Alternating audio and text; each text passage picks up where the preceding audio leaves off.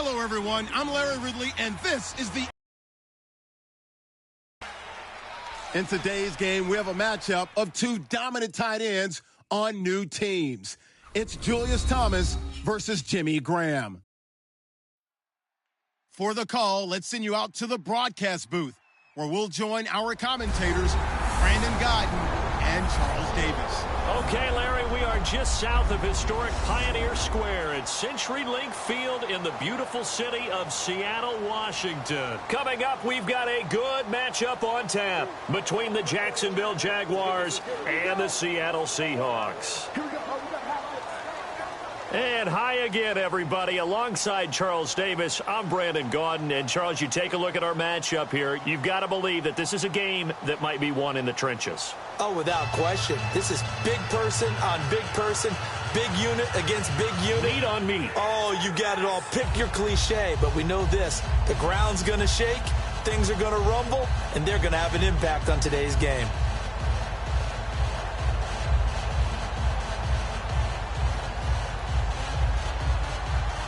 Here's the kicker, Jason Myers, to get this one started. And off we go from Seattle. To return, this is Doug Baldwin. Oh, little 360. Oh, and he'll bring it a few past the 20 to the 23-yard line. And a Russell Wilson-led Seattle Seahawks offense takes the field. And last year, 21 touchdowns, 11 interceptions as we look back at 2016 for Russell Wilson. And made the playoffs, but the bar's been set so high in Seattle. And did you call this past year a success for Wilson and company? No, because that's what Seattle's all about. For them to not get back to the Super Bowl, none of them would deem the season a success. But I thought they made progress because, remember, that offensive line was in shambles. By the end of the year, they were starting to play a little bit better. I thought Justin Britt at center was especially good. But for Russell Wilson, he's proven now he can carry a team, but he's better when they still are tailback-centric. He's going to flip that out to the flat. It's complete. It's a loss of a yard there, and now second down. Well, they tried to swing it out left into the flat, complete, but really nice open field tackling. And they played that one like a great boxer. They were on their toes on that one. They weren't back on their heels reacting to the play. No, they saw it, came right for it, and made a nice tackle for lost yardage.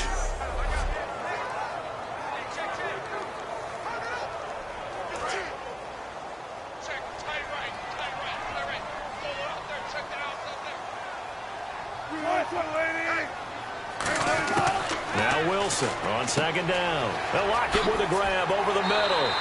And certainly some style points there on the spin. Not a whole lot thereafter, but still a pretty good gain. When you see zone defense and you know you've got a drag route on as your primary call, you've got to be really careful as a passer about how far you let your guy go because he might wander into some tough coverage. So just play number 3 here on the opening drive, and it's an early 3rd and 1.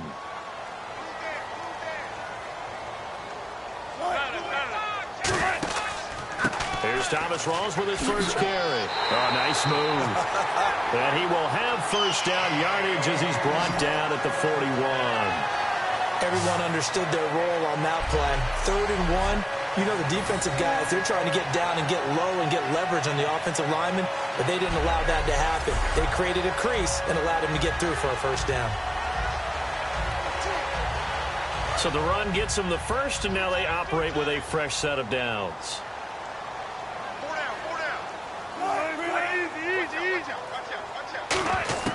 They'll throw on first down with Wilson. Wilson snags it left side. 5 yards on the catch there, brings up second down. Here's the offense. Certainly some threats on this offense, and one of them that they target is Doug Baldwin. Not only does he do a nice job catching the ball downfield, he's also a tremendous blocker that helps unleash the running game.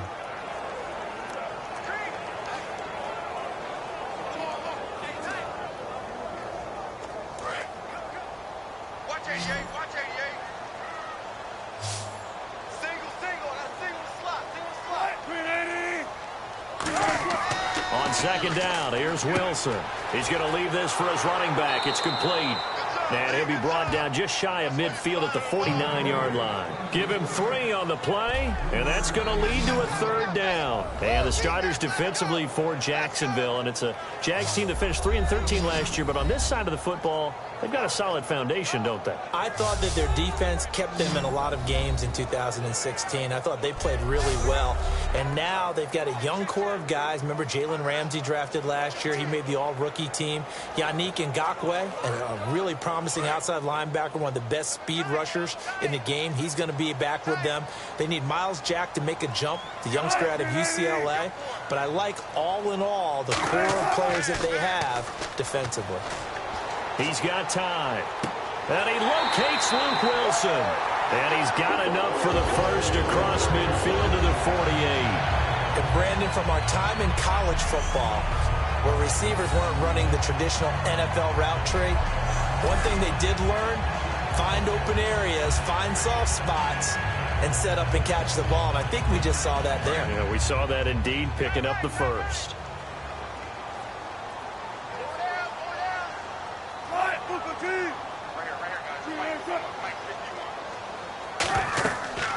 Now the 4th-year man from Texas A&M, Christine Michael.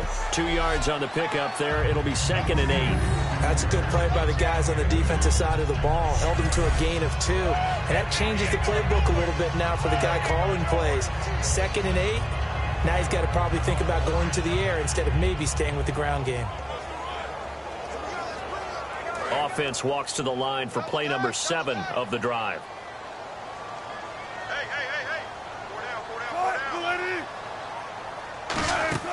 They go play fake to Michael. Now Wilson. Pass the 20. Oh, he's got a man wide open, complete. Give him 30 yards there. Now that play will end up on the highlights, and you'll see it all over the place. But what you won't see, the offensive line that bought the extra time, that allowed for the big completion downfield, those guys made that play possible.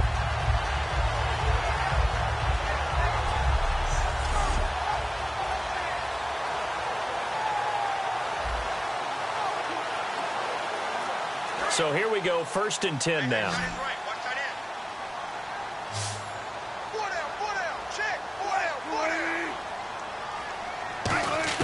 From the red zone now, here's Wilson on 1st down. Drops it underneath for Rawls. And eventually stopped just shy of the goal line right around the 2. A nice pickup of 14, and it moves the stick, sets up a 1st and goal. And so far, a very nice, methodical opening drive. This has the feel of a scripted drive that they rehearsed perfectly all week long, and now they're executing it on game day. Script looks good so far.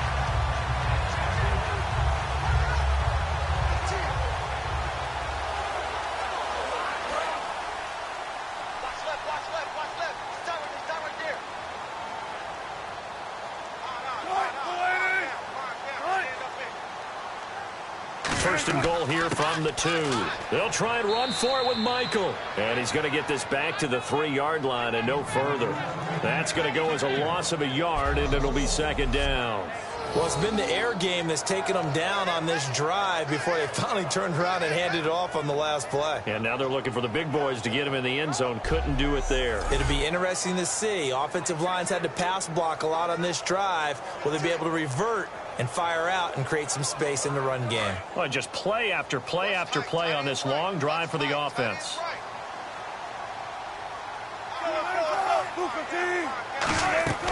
They go to Michael again, and he's across the chalk into the end zone. Touchdown, Seahawks. Christine Michael taking it in from 2 yards out, and the Seahawks take the ball down the field and score on the opening drive. That's just a solid, methodical drive to start this game. And how about how it culminated? Doing exactly what they wanted to do, getting the ball downfield, and then running it into the end zone.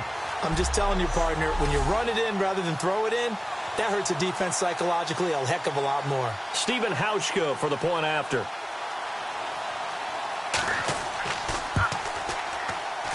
And this will give the Seahawks a 7-0 lead. A pretty long drive that time. 11 plays all told. And it all culminates with a Seattle score.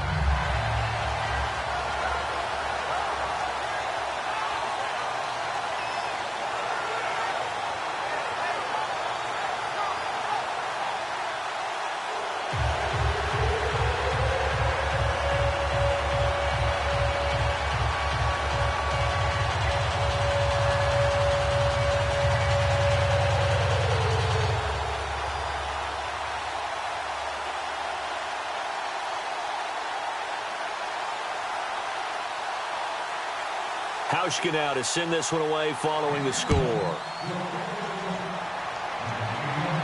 This is taken about 7 yards deep. And no run back here. This will be a touchback, and it comes out to the 25-yard line. And now we get ready for Jacksonville to take the field on offense. Blake Bortles this year accounted for 22 turnovers, 16 interceptions, and 6 fumbles, and just all around for the Jags, not the year that they expected. 3-13. Yeah, everyone expected the Jags to make a jump and actually contend for a playoff spot. And, of course, a lot of people thought that Blake Bortles would be leading them. And I remember talking with a personnel guy in the league before this season and talking about the season Bortles had in 2015, and he said to me, yeah, take a closer look at it. A lot of the success he had when they were down 14 points or more. I want to see him in some tighter games. It didn't happen this year. He's got a lot of work to do to get back to being that rising star. And he will lose yardage here back at the 23-yard line. 1 quarter down. It's a close game here early on. We'll be back to Seattle right after this.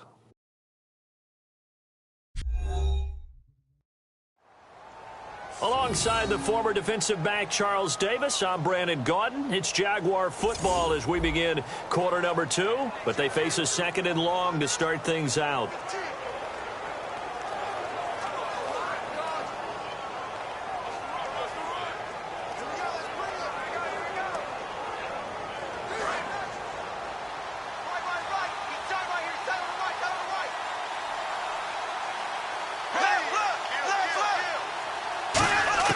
Now Bortles throwing on 2nd down.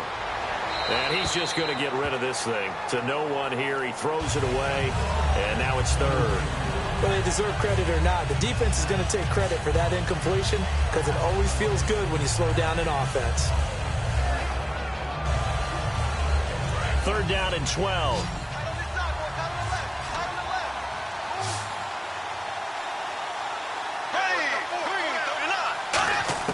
Throwing his Bortles on 3rd down.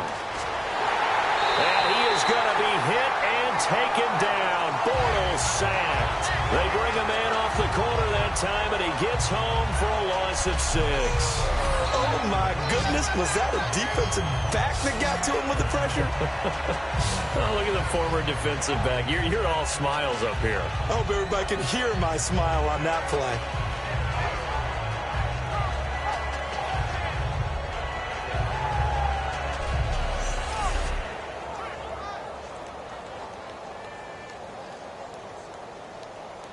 So on 4th down, here's Brad Nortman on to punt it away. Back deep for the Seahawks, the all-pro returner from 2015, Tyler Lockett.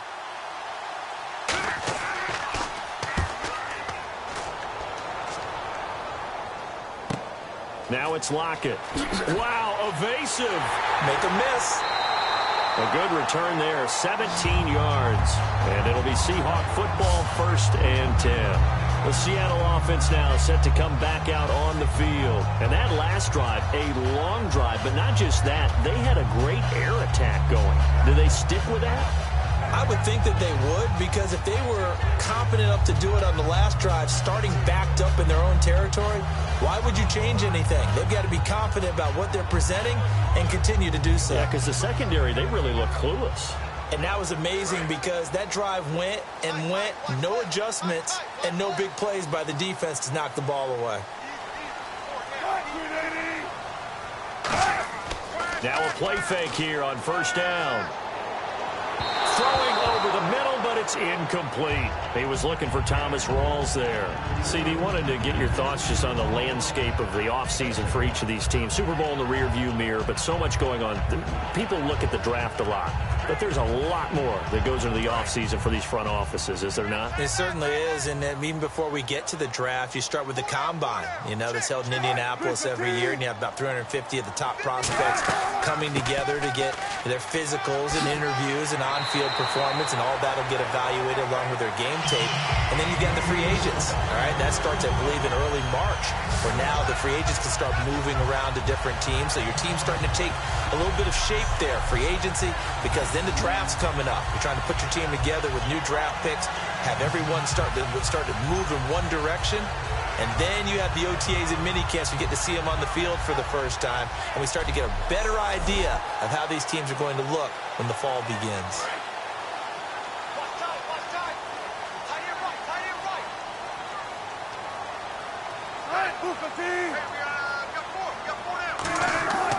Back to the ground on first. Again, it's Rawls.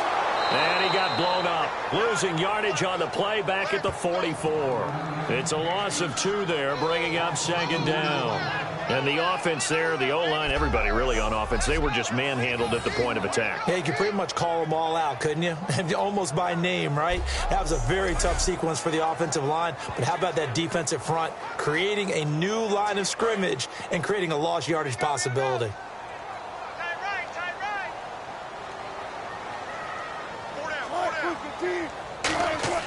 Now Wilson on second down. To the sideline, and that is a heck of a catch as he was able to get both feet in. If you're running out route, it's likely you're going to end up near the sideline. And what did we just see there? Toe tap. You got it. The benefits of practice. Toe tapping, foot dragging, picking it up, and making sure it was a catch. And they're just a couple of yards shy of a first down here on third down.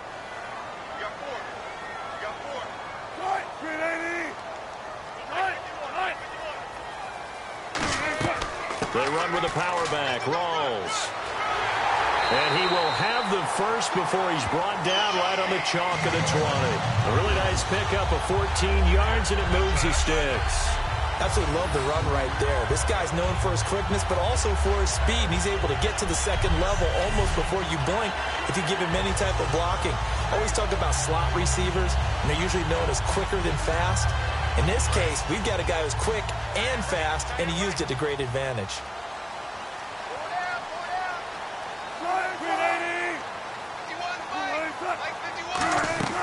Wilson leads for Michael on the draw and able to push his way forward here for a good little gain. 5 yards on the carry. Good pickup on first down. 2 minutes to play here in the first half. Back to CenturyLink Field after this.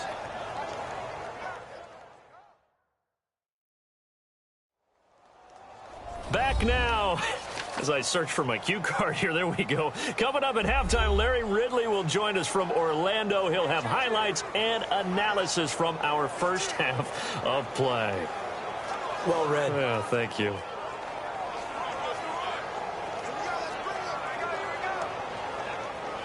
And here comes play number 6 on this drive.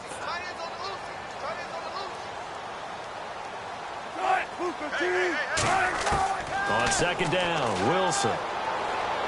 To the sideline, and oh, a nice catch there. Made sure the feet were inbounds, and they were. Baldwin coming off his first Pro Bowl appearance. He had career highs, Charles, in catches with 94, over 1,100 yards. That also a career high. Pretty good season for Doug Baldwin. And I think the place that he really started to take off was midway through 2015. The connection between he and his quarterback, Russell Wilson, where they were playing more from the pocket, bigger plays downfield, that just propelled him into 2016. That, and anything he perceives as a slight, he uses it to his advantage, and he just goes out and plays. 4 yards on the play, and that leads to the first and goal. Well, they were in the red zone, and they needed a first down. Was it a surprise to you that they went to the tight end? Not at all. I thought, though, the defense might put a little more pressure on him, but still able to complete it.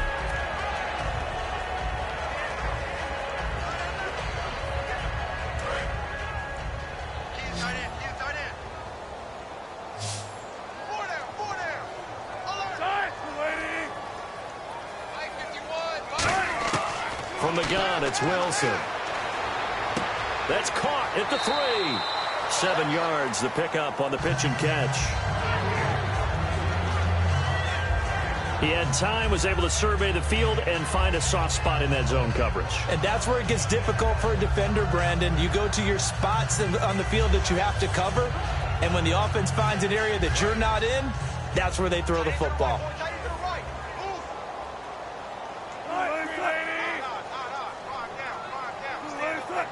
Offense looks to punch it in here from the 1 on second and goal. And he will take this one in for the Seattle touchdown. Thomas Rawls taking it in from a yard out. And the Seahawks find a way to stretch their lead. Solid job up front, really just a solid job all the way around to get that one in. That was well executed, wasn't it? Well blocked, well run. End result, 6 points. Touchdown.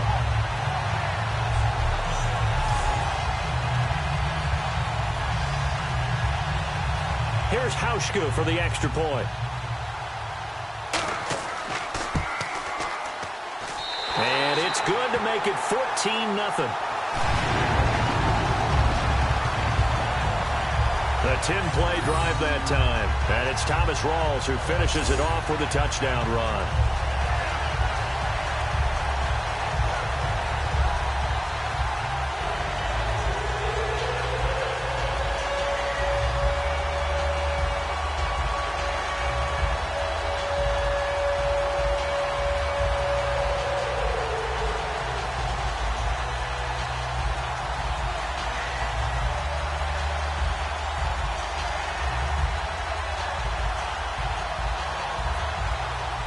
Hauschka now to send this one away following the score.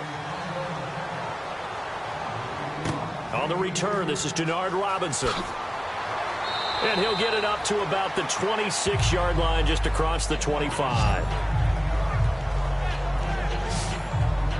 Out comes the Jaguar offense now as they get set to take over. And the last drive, the first drive for them, not very good. 3 and out. What do they go to here? Well, you don't look down at your play sheet and say, this is what the problem is. Now, let's find out who my playmakers are. Get the ball in their hands, and maybe the offense will move a little bit better. Sometimes it's more important to get it to the right people rather than dialing up the right number. Exactly. Or the right play, yeah. That, too.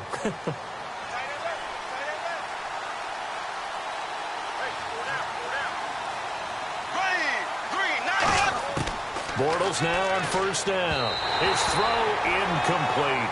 Marquise Lee the intended target, and that'll bring up second down. Let's look ahead for a quick minute. We don't have the schedules yet for next year, but what we do have are the 5 international games that will be played, 4 in London and then 1 again in Mexico. Jacksonville, Baltimore, Miami, New Orleans, Cleveland, Minnesota, Rams, and Arizona. Those in London, and then Mexico's going to get a great game.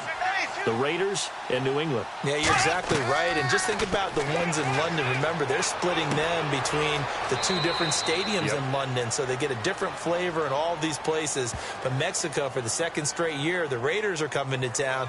That should be a whole lot of fun. Should be a ton of fun and a very good matchup.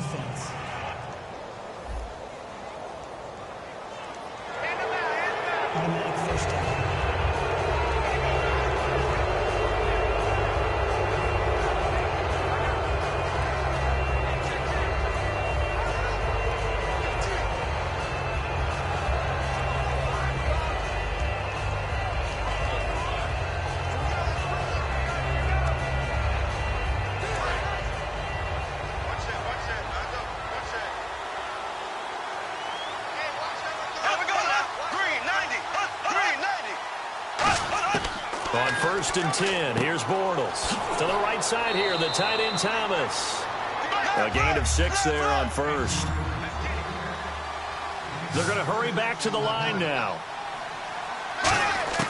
From midfield, here's Bortles.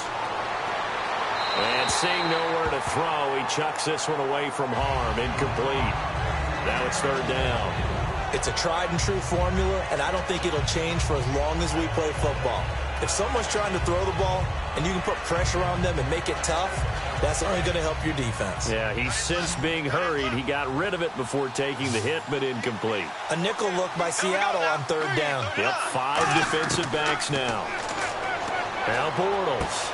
He's got the hook up to Lee. Give him 6 yards, and they do convert on 3rd. Would it be safe to say that as precise as routes are supposed to be run in the NFL, maybe they're not quite as precise in college ball? That's accurate, yeah. And I think we saw a college route in the NFL there. Just find the soft spot, find the dead zone, and find the first down. And that's what he just did. They come up in an empty set. 4 wide receivers, 1 tight end. Bortles now on first down. Looking and finding Allen Hurns. Now whistles come in. We're going to get a timeout here by the offense. It's just their first, so they'll have 2 remaining here before we get to halftime.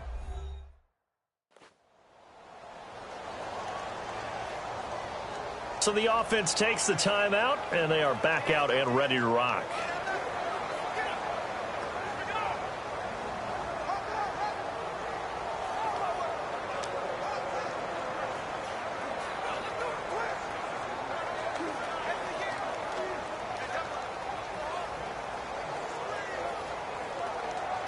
first down and 10 now for the offensive group.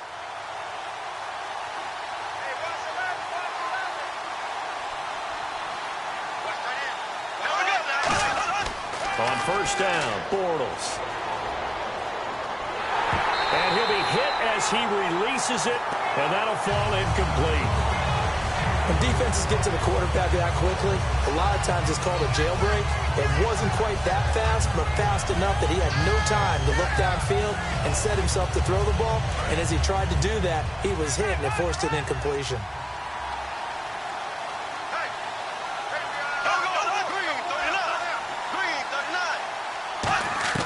Bortles will try again on second down. Over the middle, open is Thomas. Now hold everything here. We're going to get a timeout by the offense. So that means they're down to one remaining here as we head toward halftime.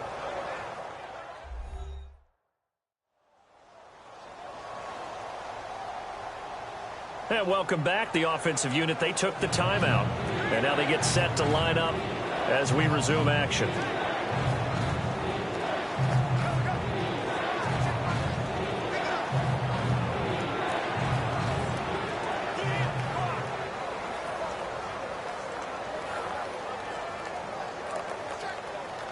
Here's the seventh play of this drive. This is 3rd and 4.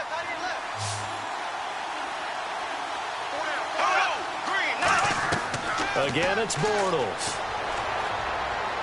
Out to the flat. That's complete to his running back. A gain of 8 and a first down. So many times you hear today's NFL described as a space game. Get your best players into space with the football in their hands. That's why sometimes you just swing it out to your runner, get him out in the flat, and let him have a chance to make people miss an open field. Now the offense lining up 1st and 10.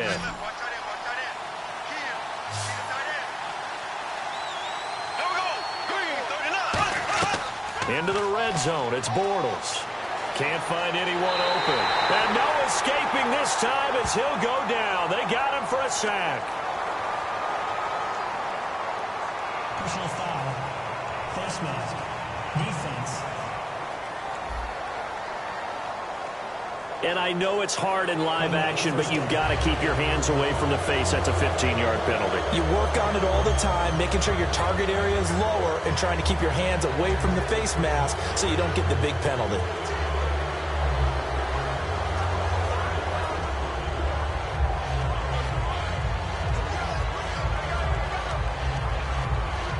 Offense comes to the line now, 1st and 10.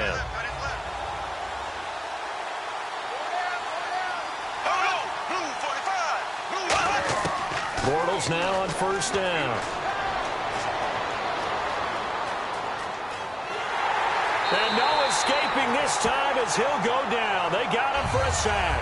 A loss of 4 that time on the sack, and it brings up 2nd. It's interesting, partner, that most defenses try and guard the 35-yard line actively because they think the way kickers are nowadays, about a 52-yard field goal, they're kind of giving up points. But you get even deeper into territory, you get into the red zone, they're going to guard it even more, which means more pressure, more blitzing.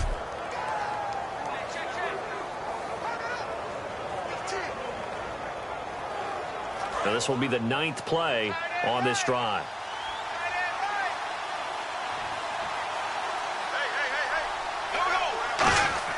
Now Bortles throwing on 2nd down. And that's incomplete. Clock stops with 10 seconds left.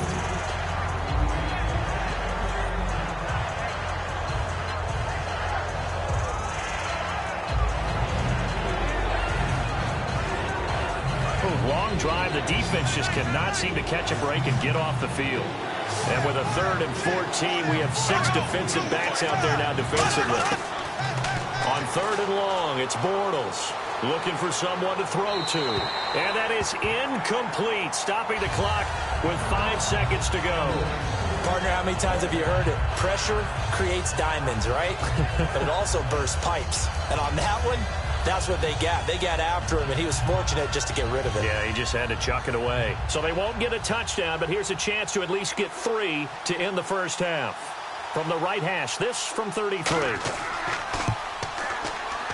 And Myers able to knock it through And they will get themselves on the board here at 14-3. So they're still down, but they are able to salvage 3 here heading into the lockers. This is what you work on from the beginning of training camp. Heading into the half, put some points on the board. No matter what the score says at that point, you've accomplished what you set out to do.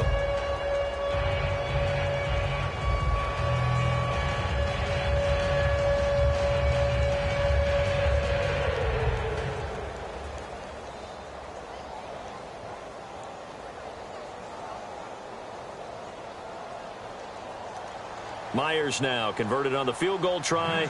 Now he's on to kick it away. This is fielded a couple yards deep. And not wanting to risk anything here late in the half, he'll just take a knee and they'll bring the football out to the 25.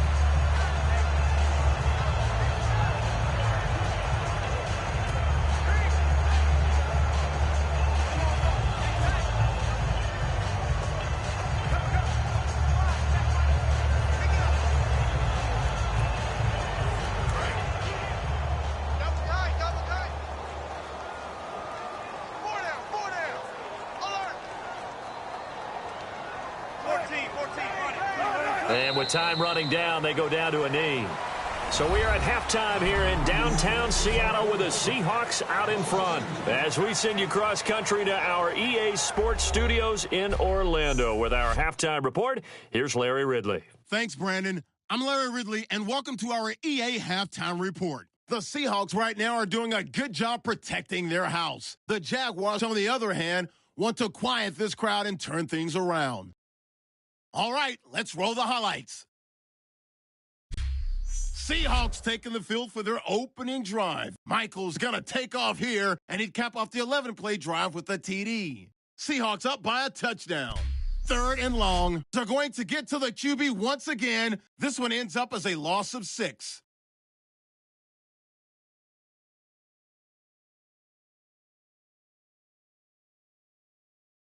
Seahawks now late in the second quarter. They'll go with the run, and he cap off the long drive with a touchdown. That puts them on top by 14. So that'll do it for us here in Orlando. For the call of the second half, let's hand it back over to Brandon and Charles. Brandon.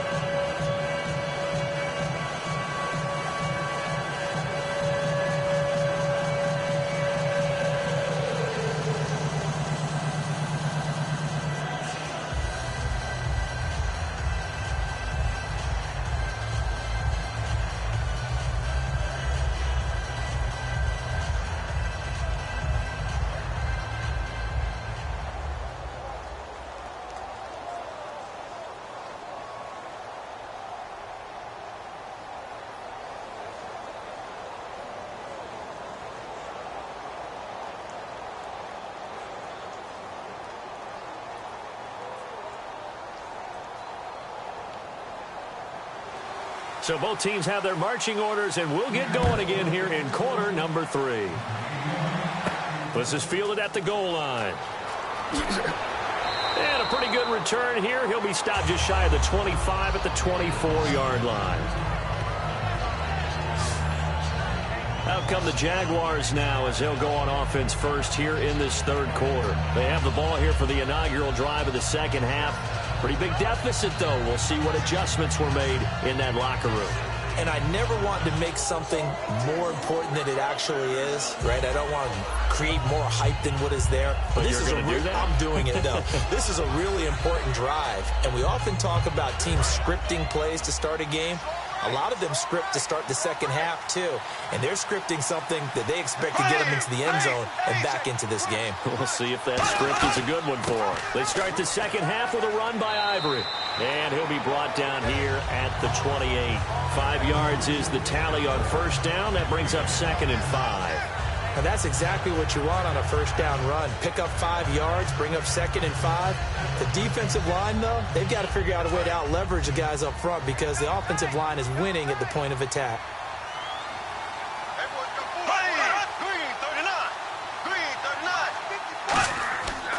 On second down, Ivory. And he is going to lose yardage here. So he loses 3 yards there. Now 3rd down.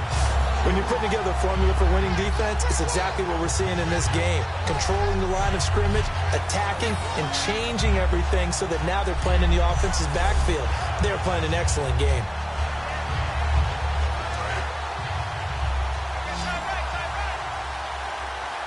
A nickelback added defensively as they look to stop this 3rd and 8. Throwing his Bortles on 3rd down. And this is going to be incomplete. Denard Robinson, the intended receiver. And that brings up 4th down. So many offenses want to include their running backs into their passing offense and be able to swing the ball out or check it down to them. But sometimes those guys are just not as comfortable catching the ball as they are running it.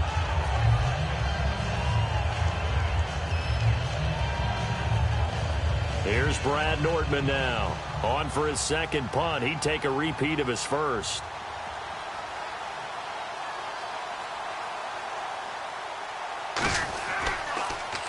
He gets this one away, and boy, it's another boomer.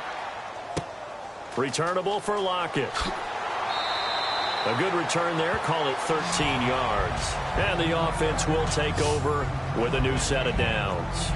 Now we'll see what this Seahawks offense has in store with their first possession of the 2nd half. They were able to get the ball back here, didn't surrender any points. Now they'll look to add to that lead. Yeah, how about the boost the defense gave them? Going right out on the field, shutting them down, not giving up any points, and turning the ball back over. They want to do their part now and show them a little respect and some gratitude by scoring some points. And to get a little more cushion.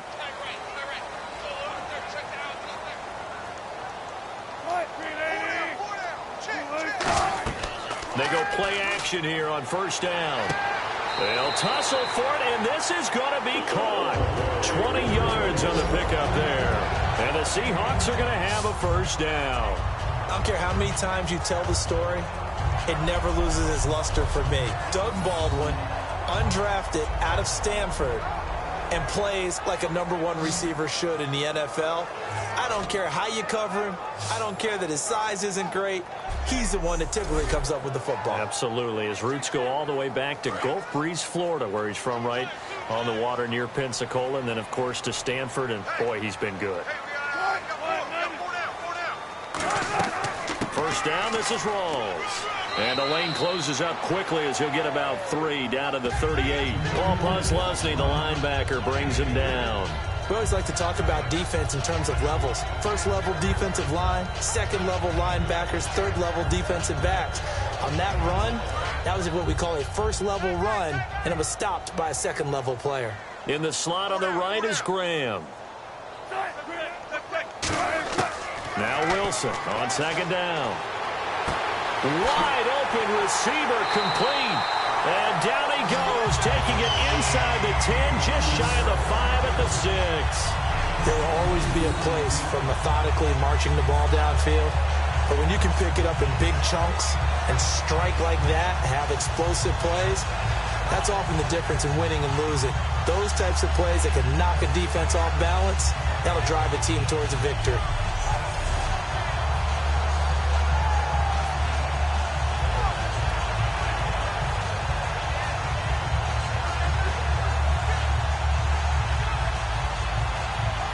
And now a 1st down following that long gain.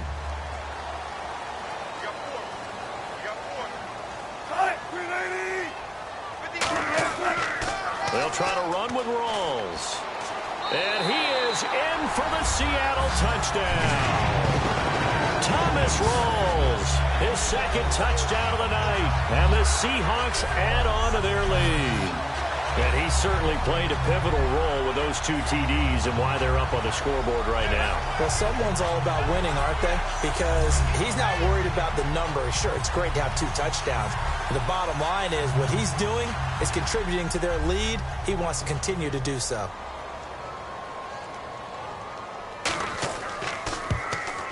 And it's 21-3.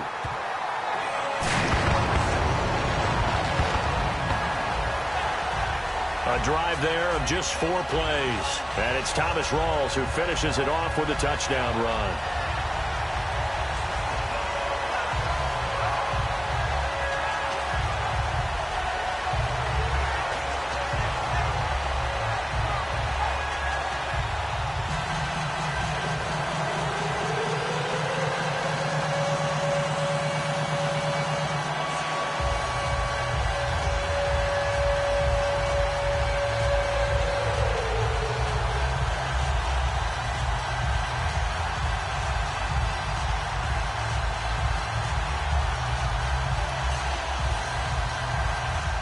Hauschka now to send this one away following the score.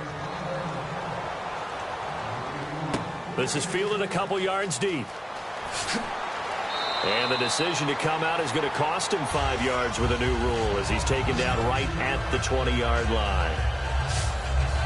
The Jags offense now gets set and heads back onto the field. And they're coming off a 3-and-out, my friend. I think they've got to look at that play sheet and go to a spot that they haven't gone before.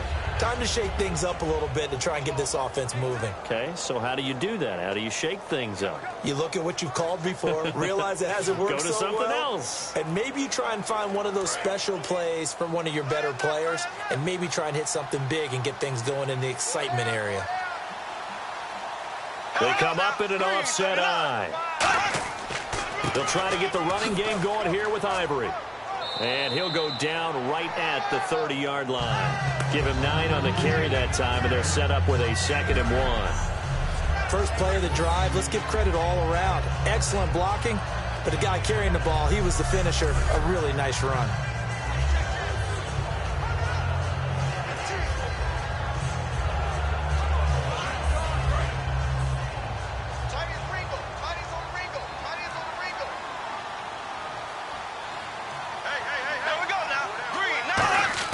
On 2nd down, here's Bortles.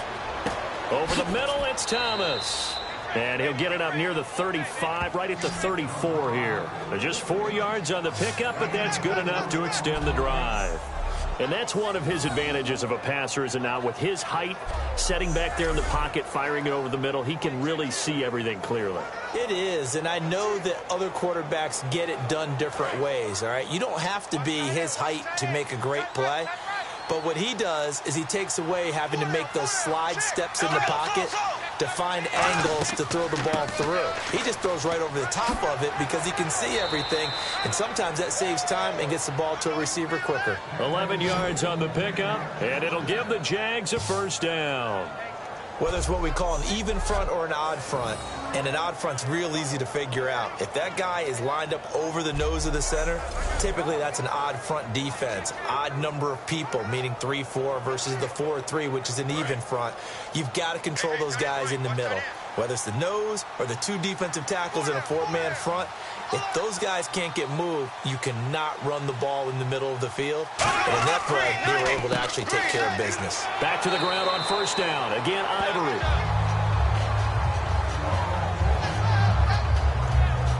And after getting tackled, he's still down and looking very slow to get up. Well, he gets attended to. We'll step aside.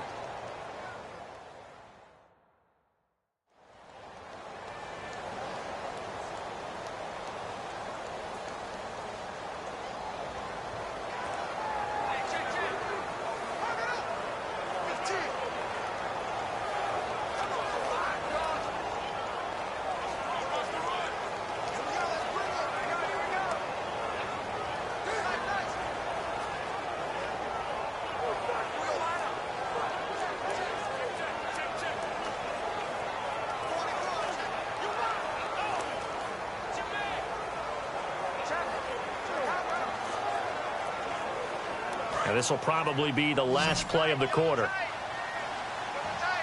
They'll come out in the pistol. Bortles to throw on 2nd down. Surveying the field. Completes it left side to the tight end Lewis. And he'll take it down shy of the 45 at the 46.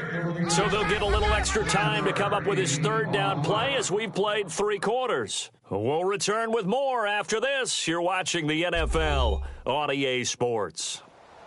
Back now in Seattle, Washington. It's Jaguar football, but a little work to do for them. They trail here as we start the 4th.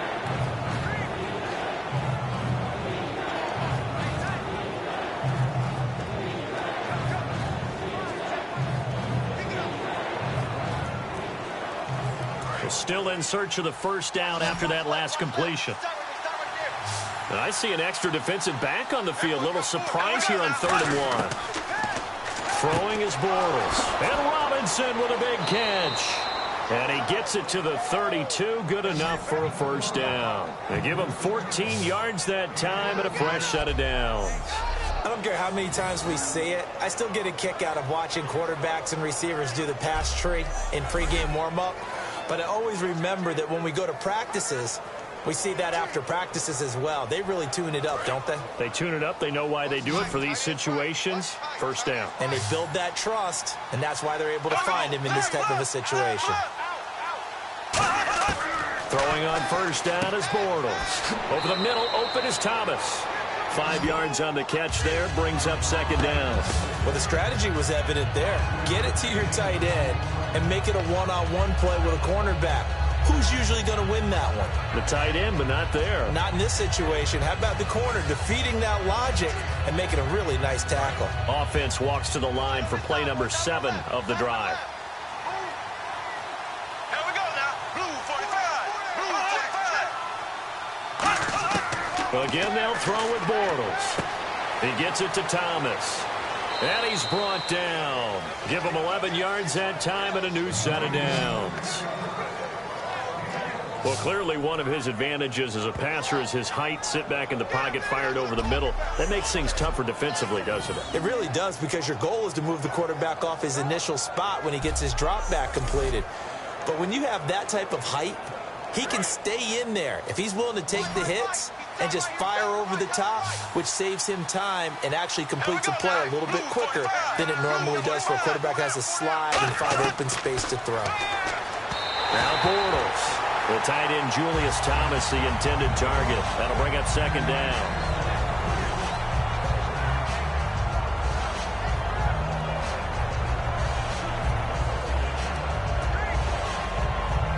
Ten yards still left on second down. They come out 5 wide, 3 of them to the right side. Bortles again here on 2nd and 10. Completes it to Lee. The reception good for 7. It's 3rd down.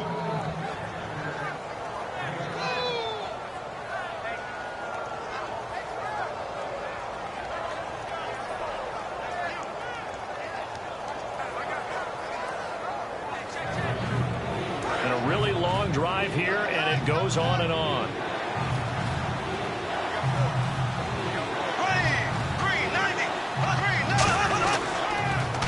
Here's a carry for a former starter. This is T.J. Yeldon. And they'll be driven back here, losing yardage to the 10-yard line. That'll make it 4th down after a loss of 1. With the struggles we're seeing up front for the offense today, they've got to think about changing up their play calling. Some screens, some draws, some quick-hitting plays in order to try and supplement the run game. You don't totally abandon it, but you try and give it a little bit of help. A field goal does you no good, so they're going to stay out there and go for it on 4th.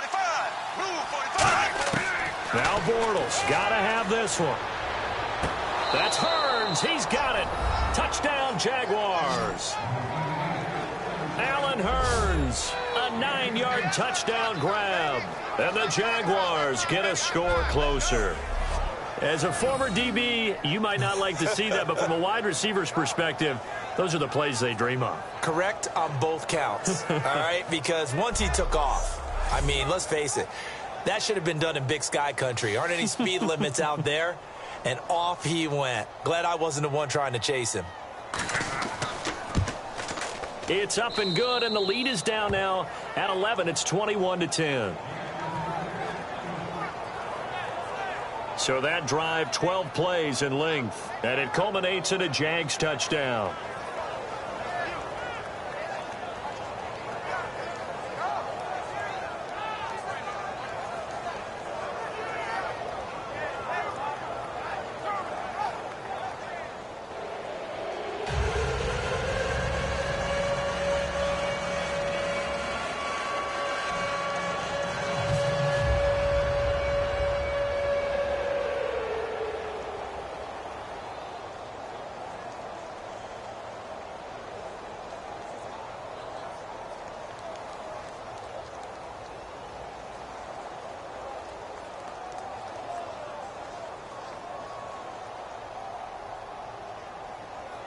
Two scores down, 3 timeouts left. Still a chance if they can somehow get this one back. And the Seahawks, looks like they've recovered. They have. Well, 4th quarter, they felt like they needed the football back. Unfortunately, they couldn't get it. And I know we brought analytics into the game, and someone has said here that the data says that when a team's an onside kick, 80% of the time, the team expecting it, they do actually recover the ball, which is what we saw here. I just wonder if that number is much more of a anecdotal type of a number. Kind of like when the coaches tell us, well, when you score on special teams, 93% of the time you win the game. I'm still waiting to see that number is empirical.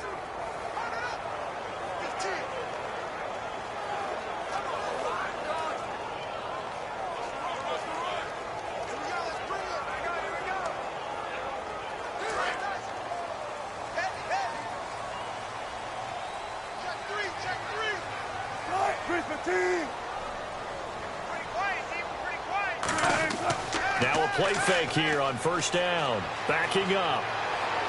Sideline throw, it's complete. And a nice job there of keeping the toes inbounds. Let's make this one simple. What a catch, especially the finishing part of getting his feet in bounds, toe tapping, and, of course, foot dragging. Little tapestry, if you will. Oh, I like it. And this will probably be the final play before the 2-minute warning. Time for a break. We're back to finish this one off after this.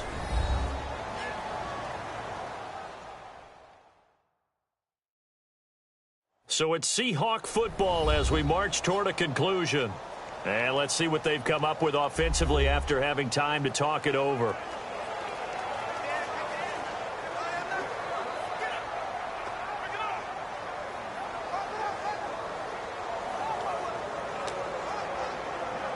Second and 5.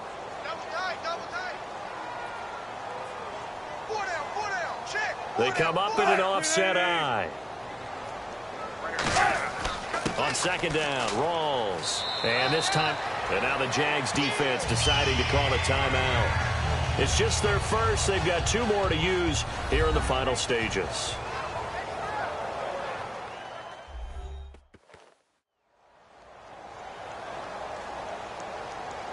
And now following that timeout, the defense back out onto the field.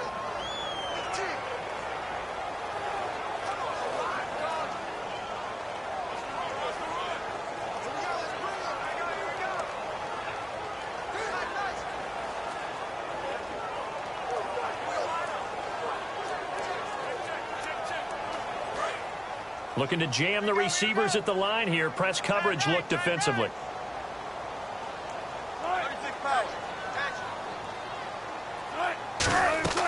They stay on the ground. Rolls again. And now the Jags going to signal for another timeout. That'll leave them with just 1 remaining in this 4th quarter of play.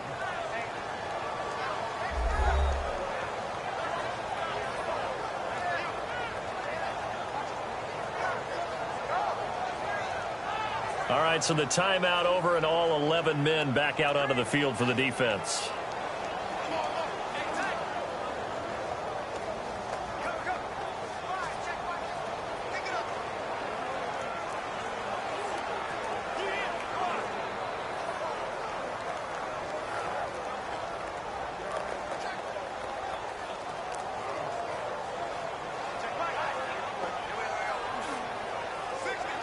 And after the play on the ground, that brings up second down here.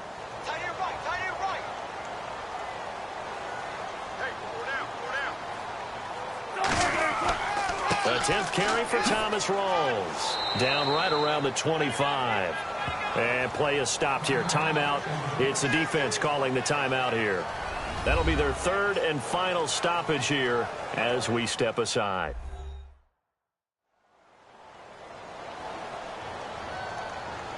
So the defense had a chance to catch their breath, and now they're back out and ready.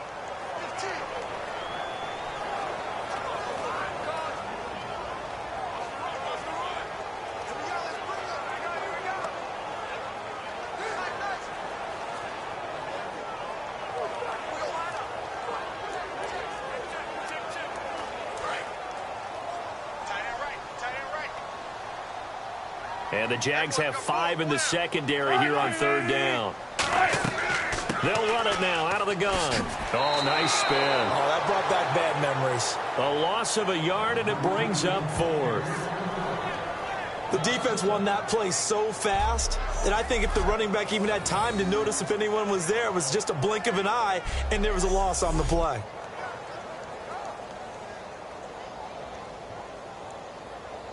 So Wilson will head to the sideline, and on comes Stephen Hauschka for the field goal. On the right hash, it's a 43-yard attempt. And Hauschka's kick is good. And that will get the lead up to 14. So they settle for just the 3 there, but clearly anything helps when you're trying to salt one away here in the 4th. Without a doubt, I think a touchdown would have been the final nail. But 3 does give him some breathing room and lets him build up a little cushion.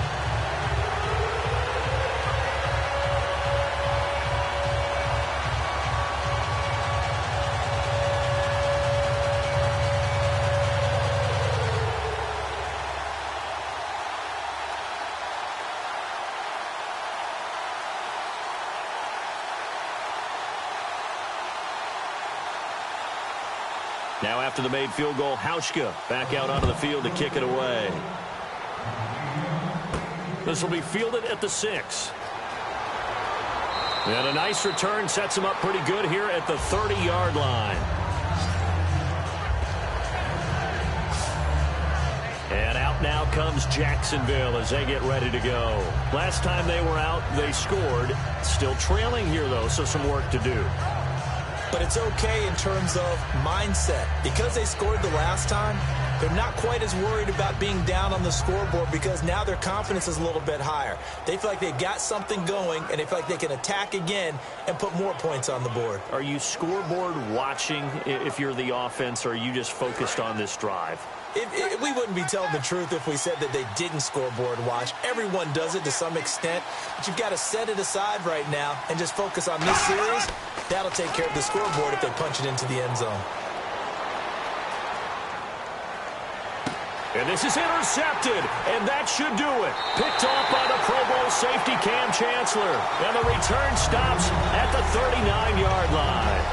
Obviously disappointing, but you had to go for broke here, down 2 scores. So that forced you to make some throws you definitely wouldn't want to make. And I think this interception is going to pretty much write an end to this one.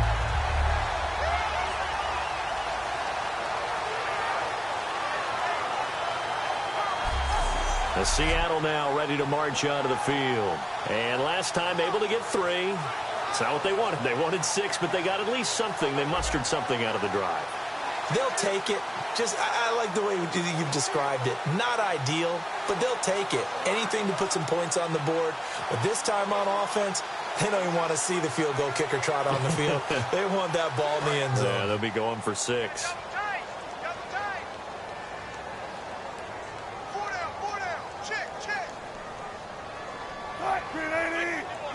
The Seahawks in victory formation as they go ahead and take the knee.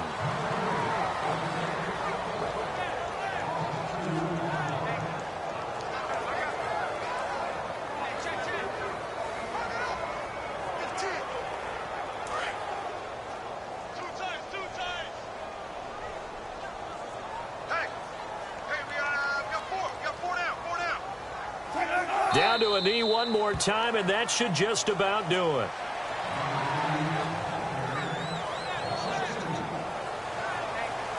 And Charles, I think when the schedule comes out, all teams, no matter where they're predicted to finish, talk about protecting your home turf. They were able to do that here in this one. Similar to a tennis match, right? Not letting them break your serve. That way you hold on to it.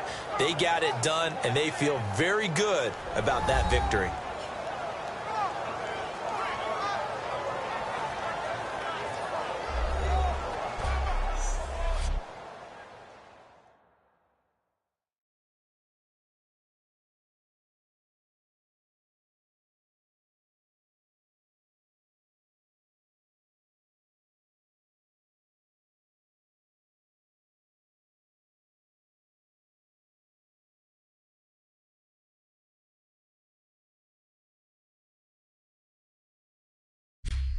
So that'll do it for us. For Charles Davis and all our crew, I'm Brandon Gaudin. You've been watching the NFL on EA Sports. It's a win for the Seahawks here as we say so long from Seattle.